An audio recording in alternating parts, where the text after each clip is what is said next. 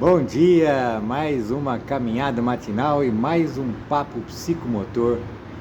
Hoje nós vamos continuar falando, acho que estamos encerrando por enquanto o tema do inconsciente pessoal. E do inconsciente pessoal a gente vai falar hoje sobre os sonhos. Vamos falar também sobre os sonhos. O que os sonhos têm a ver com o inconsciente pessoal? Vamos lá?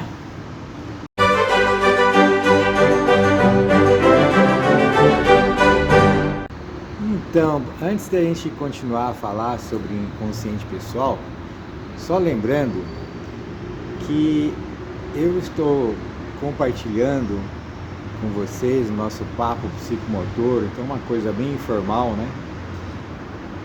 A teoria psicomotricidade positiva, que foi a teoria que eu organizei a partir da nossa prática. Então é uma teorização da prática, é um encontro entre a teorização da prática e a teoria já consolidada de alguns autores consolidados, principalmente o nosso mestre Carl Gustav Jung com a sua psicologia analítica e a nossa querida Maria Montessori, nossa mestra Maria Montessori, com o seu método Montessori e com sua pedagogia científica. Então nós elaboramos a psicomotricidade positiva.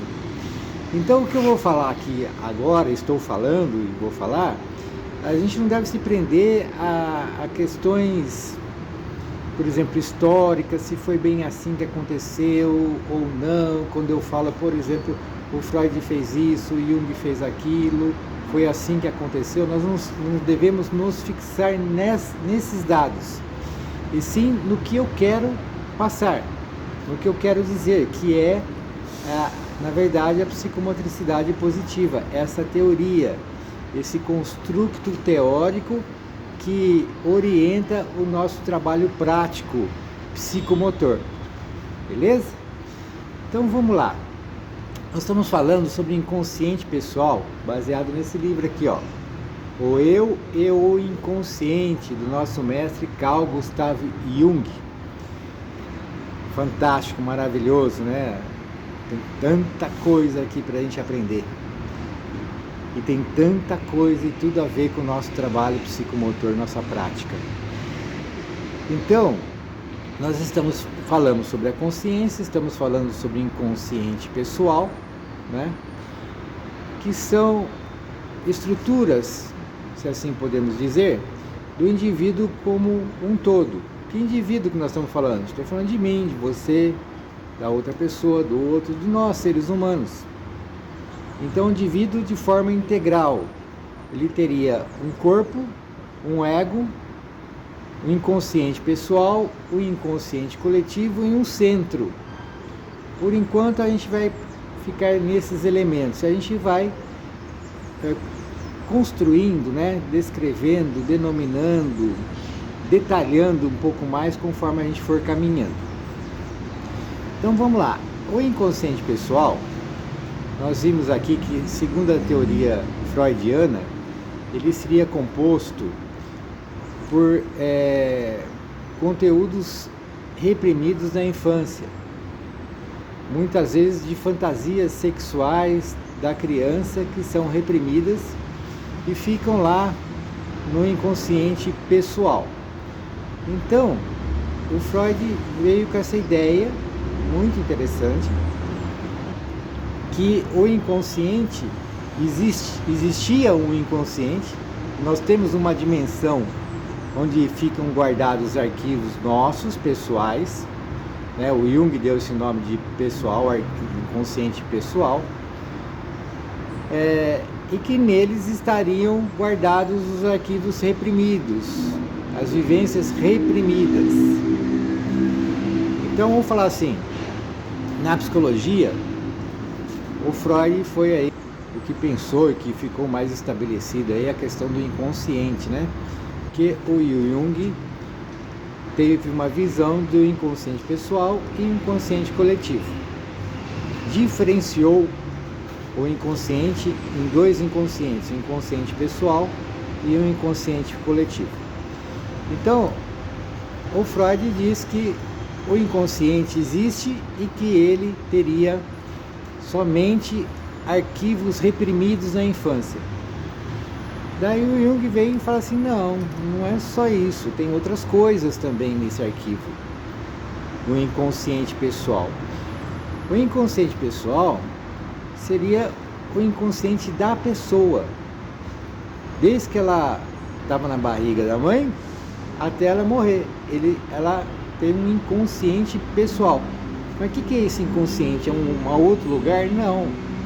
É uma parte de mim mesmo, é uma dimensão de mim mesmo, que para mim é inconsciente, né? Que para mim não fica consciente o tempo todo. Então para mim fica inconsciente, então o meu inconsciente pessoal. Então um dos conteúdos que estariam nesse consciente pessoal seriam os conteúdos reprimidos na infância, principalmente na infância, né? Mas daí nós temos outros elementos que vão se constituindo do inconsciente pessoal, como por exemplo os conteúdos subliminares. São aqueles que subjaz ao ego, ao eu, ao centro da consciência. Então, por exemplo, eu estou vendo aqui minha imagem no vídeo e estou vendo lá atrás árvores, estou vendo um prédio, estou vendo grama. Até eu não prestar atenção nisso com a minha consciência, por o foco da minha consciência nisso, eles estavam sendo registrados subjaz à consciência, de forma subliminar. Mas tudo isso aí, os sons que a gente está ouvindo aqui, de carros e tal, às vezes o barulho que o autor faz com a correia, tá tudo, a gente está registrando, mas de forma subliminar. Então imaginemos só a quantidade de estímulos, só se a gente for considerar os sensoriais, que nós estamos absorvendo de forma subliminar. Então o inconsciente pessoal já tem um montão de coisa, né? Tem as reprimidas e mais todos os estímulos subliminares que nós fomos captando desde a barriga da mãe até a data de hoje. Então aquele arquivão lá, o nosso inconsciente pessoal. Mas também ele tem outra coisa, porque o inconsciente, ele é parte de nós. Somos nós também. É uma dimensão nossa. E é viva. E ele está vivo.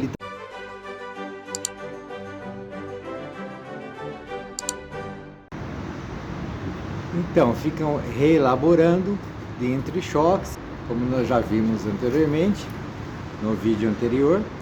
Então, nós temos conteúdos que são produzidos, conteúdos novos, vamos chamar assim, pelo próprio inconsciente pessoal, onde ele vai entrechoque do lado, ele vai se juntando, vai se fundindo, vai agrupando, fazendo novos reagrupamentos e assim vai. Então ele vai criando os seus próprios conteúdos. Então nós já temos aí os conteúdos reprimidos, os conteúdos subliminares e os conteúdos que o próprio inconsciente pessoal criou, que nós criamos de forma inconsciente, na nossa dimensão que para nós, que para o ego, para o eu, é inconsciente. Mas ela pode se tornar consciente para nós. Ela pode atingir o nível da consciência, ela pode subir, vamos chamar assim, ao consciente. A gente pode dar conta que ela existe. E uma das formas que a gente percebe isso é através dos sonhos. Então, o que o Jung fala aqui sobre os sonhos aqui, ó, e o inconsciente pessoal? Os sonhos contêm imagens e associações de pensamentos que não criamos através da intenção consciente. Eles aparecem de modo espontâneo, sem nossa intervenção, e revelam uma atitude psíquica alheia à nossa vontade arbitrária. O sonho é, portanto, um produto natural, e altamente objetivo da psique, da qual podemos esperar indicações ou pelo menos pistas de certas tendências básicas do processo psíquico. Este último, como qualquer outro processo vital, não consiste numa simples sequência causal, sendo também um processo de orientação teleológica. Já falamos sobre isso, né? Assim, pois, podemos esperar que os sonhos nos forneçam certos indícios sobre a causalidade objetiva e sobre as tendências objetivas, pois são verdadeiros autorretratos do processo psíquico em curso. Então, olha só que interessante. O conteúdo do inconsciente pessoal, ele está ali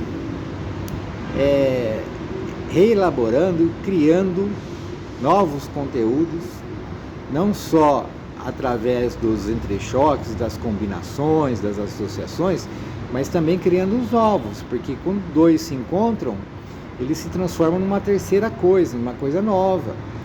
Então, nós estamos o tempo todo criando os novos conteúdos no nosso inconsciente pessoal. Então, é legal aqui essa a fala do Jung, porque quando nós dormimos e sonhamos, e olha só, muito interessante que nós sonhamos acordado também, hein? É que a gente não presta atenção no sonho que a gente tem acordado, mas a gente tem nós temos consciência do sonho que nós estamos tendo acordado, por exemplo, nesse exato momento.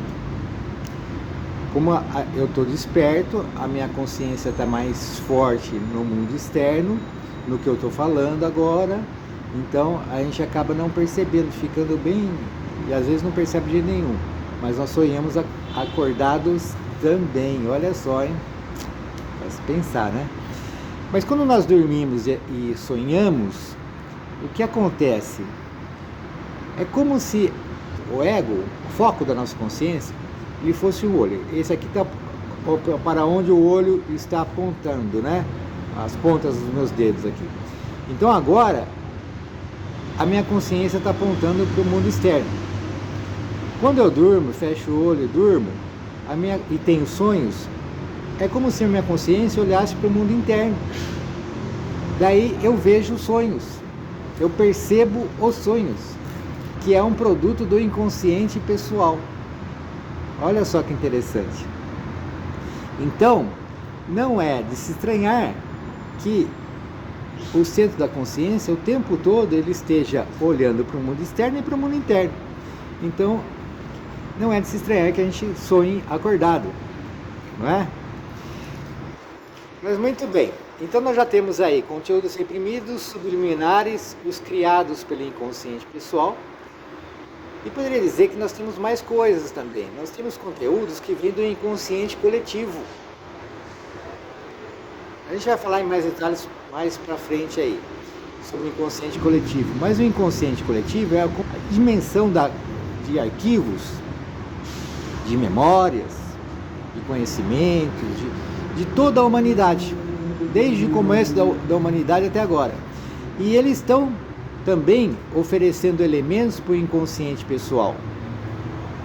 Então você vê nessa elaboração aí, nós temos os estímulos vindo do mundo externo, nós temos os entrechoques entre eles, temos os subliminares do mundo externo e também temos os conteúdos que vêm, estímulos do inconsciente coletivo.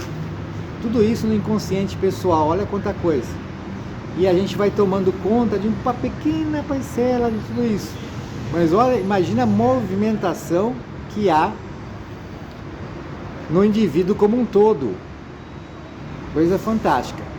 Esses conteúdos do inconsciente pessoal, eles se expressam no mundo externo através da nossa linguagem falada, como estou falando, da minha linguagem facial, a minha expressão facial, na minha linguagem corporal, eu estou fazendo movimento, e ele se expressa no que nós chamamos também de movimento expressivo ou movimento simbólico. Simbólico por quê? Porque ele tem uma dimensão consciente e tem uma dimensão inconsciente. Então, o inconsciente pessoal, ele se expressa através do nosso movimento corporal. Olha só que bacana. Então, se eu começar a entender e a prestar atenção nisso, eu começo a ver mais do que aquele simples gesto. Oi? Então eu começo a ver mais do que o oi. Tem coisas aí que eu vou percebendo que vem do inconsciente e vem junto. Então eu vou percebendo isso nos meus alunos, nos meus assistidos. Para quê? Para poder conhecê-lo melhor, para melhor poder ajudá-lo no seu desenvolvimento. Então é muito interessante que a gente pense sobre isso, reflita sobre isso, não só para se conhecer melhor, no processo de autoconhecimento, como também no processo de ter mais elementos, mais conhecimento, mais sensibilidade para conhecer o nosso aluno mais a fundo, que isso muito nos interessa para poder melhor ajudá-lo no seu desenvolvimento. É isso? Legal, né? Espero que você tenha gostado, fique com Deus, até mais, tchau, tchau. Agora eu quero saber de você, quais foram as suas conclusões e reflexões? Deixe a sua resposta aqui nos comentários. Se você gostou do vídeo, dê seu like, compartilhe nas suas redes sociais e não se esqueça de visitar o nosso site psicomotricidadepositiva.com.br e conhecer o nosso curso Como Prescrever Atividades Psicomotoras. Por enquanto é só, ficamos por aqui, muito obrigado.